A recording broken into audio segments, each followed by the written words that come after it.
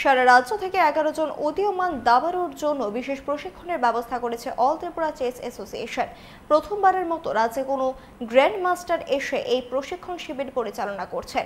গুজরাটের প্রথম ও ভারতবর্ষের 11তম দাবাড়ু চচেশ বাগরে 4 দিন তাদের প্রশিক্ষণ দেবেন। তার বক্তব্য অনুযায়ী রাজ্যের দাবাড়ুদের ট্যালেন্ট রয়েছে, শুধু দরকার একটু ঘষা মাজা, তাহলেই তারা তাদের খেলায় আরও উন্নতি করতে পারবে। প্রশিক্ষণ শিবিরে ত্রিপুরা চেস অ্যাসোসিয়েশনের রাজ্য সভাপতি অভিজিৎ মল্লিক ও সম্পাদক প্রদীপ রায় সহ অন্যান্যরা উপস্থিত ছিলেন। All Tripura chess association actually আমাদের প্লেয়ারদের ডেভেলপমেন্টের ব্যাপারটা আমরা প্রথম দেখছি। তো এটা আমাদের প্রথম পদক্ষেপ যে ত্রিপুরাতে প্রথম গ্র্যান্ড মাস্টার এসে এখানে অফিসিয়ালি কোচিং করছেন। এর আগে ইন্টারন্যাশনাল মাস্টার নিরোজ মিশ্র স্যার এসেছিলেন।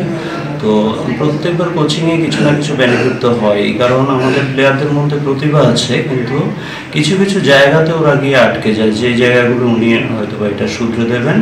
তো আমরা আশা করছি এই ধরনের কোচিং যদি আমরা কন্টিনিউ চালিয়ে যেতে পারি, আমাদের ত্রিপুরা থেকে বেশ ভালো ভালো প্লেয়ার বেরোবে। I believe the new ideologies of our young and dynamic Secretary of All India Chess is to give maximum facilities to all the players throughout the country, and this is the first kind of initiative which has been taken, and I am sure that it will go a long way in developing chess in each and every city of our country.